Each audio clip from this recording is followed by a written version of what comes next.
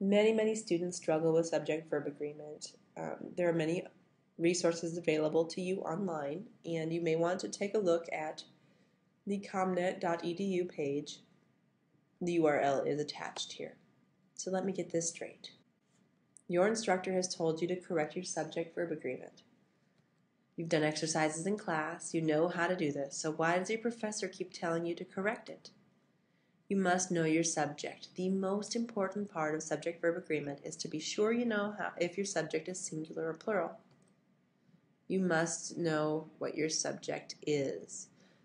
So simple subject-verb agreement looks something like this.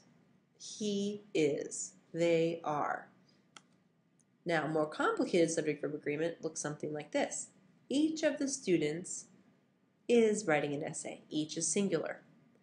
There are 7 books. Books is plural, comes after the verb.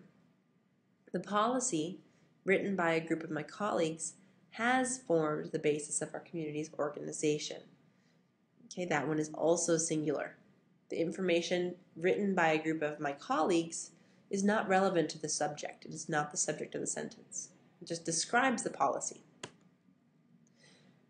Additional singular subjects are just like the chart that you will see in your pronouns slideshow. So all of the pronouns listed on this page are singular. So either Frank or Tamari is going to plan the party. Not both of them. There's no and there to make it plural. One or the other. Okay, same rules apply for pronouns as apply for singular subjects. The subject is also singular if it contains or. Example, Giovanni or Gretel is planning the party. This means the speaker doesn't know which one is planning the party, only that one of them is doing it. If they were planning the party together, it would read, Giovanni and Gretel are planning the party. Now, plural subjects, anytime you have and in the subject, you're going to have a plural subject because it's like a plus sign. The teacher and his students are learning about responsible farming. Be careful with these. There, here, and some of all depend on what follows. So some of the cake is left over from the party. Some of the students are studying for the exam. So if you say some of the cake is left over from the party, that means that the cake is still singular. If you want to say some of the desserts are left over from the party, then your subject is plural. Now, some of the students are studying for the exam. Other students are not, but it's plural. Now, there are 5 reasons why subject-verb agreement is difficult.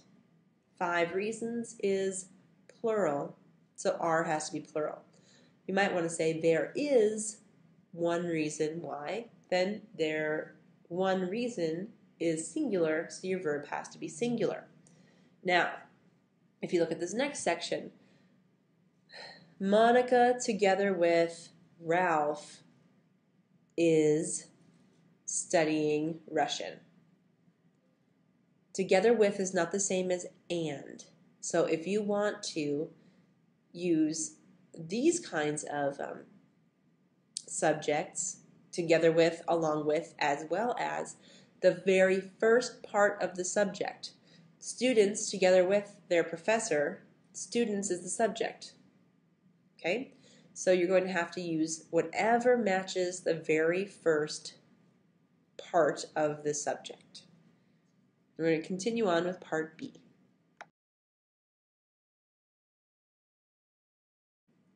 So it's very important that we're very careful with these kind of different and more difficult subjects. Make sure that you know which word is the main part of the subject. So the last one on this page is more than one teacher is enjoying summer vacation. This one is singular, and that's kind of strange. You just have to deal with that one. Please use caution. When the subject is separated from the verb by a phrase like the ones below, be careful to identify the subject correctly. And this is where students often have the most difficulty, so please be careful here. Bob, the leader of the marching band, was chosen to conduct the band at the Rose Bowl parade.